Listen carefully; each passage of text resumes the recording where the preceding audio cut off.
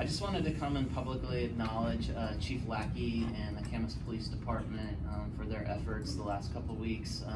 We've had a busy time with a lot of different things going on, and I can just tell you that Chief Lackey and the police department were there throughout, really helping us sort through some really difficult things, and their professionalism and thoughtfulness is just greatly appreciated. And so I wanted to come down and publicly acknowledge your department. They do a great job. So thank you. Thank you very much. 1425 Everett Street. I am here to bring some positive mojo, which I have not brought in the past. And I'm sorry, and I see things differently. I'm looking from a different lens now. You guys are amazing. We are so grateful for everything that you do, your service to the town. You are here because you love Camas, just for the same reason that everyone in this room and probably in the hallway is too. There's a lot of people in the hallway tonight. So thank you all for being here. Thank you for supporting my husband in his new role. This has been an exciting change and probably a little crazy for you guys as well, but to the department heads, holy cow, you've been so supportive of him. Connie, what a show you put on last week. Thank you so much. Thank you to all of you for making him feel comfortable, for being supportive of him, for being kind, and making this an okay place for him to be. Barry, thank you for your service to our town. Thank you for stepping up. Thank you for taking the lead and for following through. It's exciting to be married to you. It's exciting to watch you hold on to this town that we love. So thank you. All right. Just gotta put it right up there. I want to thank you for giving the opportunity to consider our stormdrain art. We're going to start with introductions. My name is Maya Sante. I am Lucy Janoscova. I'm Olivia O'Neill.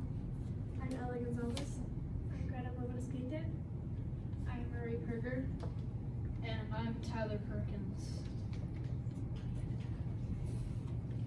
So we started this project way back in September when we first took tours of downtown Vancouver to look at all the amazing storm drain art that was done down there.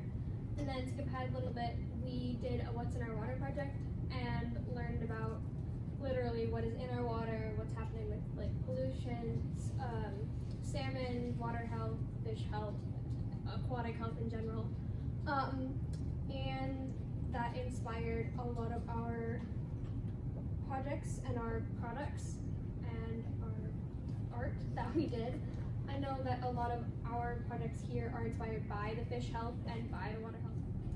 What me and Wyatt did for our project is we drew two fish swimming towards a plastic bag, and they're swimming towards it because they think it's food, and tons of fishes die from plastic every year, so we're letting the people know that when they walk by that they're poisoning our fish. And as our quote that we made ourselves, we wrote, "Stop poisoning us." To Clark County at 2 visits actually, and that the second time they visited to talk about Lacamas Lake, they had a very large staff that kind of surprised them that was there from the county to actually talk about what the history of examining that lake, and amongst themselves they talked about potentials of moving forward.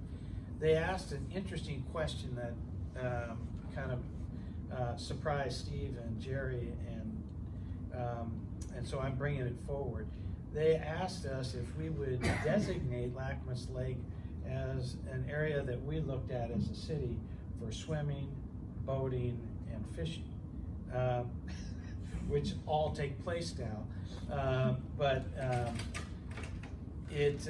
They would like to have us designate that lake for those recreational purposes inside Camas, and it gives them a little more firepower at the county level to go after more money and do some more examination of that lake. Judith Lawrence that was with me, her and her daughter were at the Lacamas Lake cleanup last fall, and they got sick cleaning up the lake. They did not report it to the health department, so we all asked them to do that.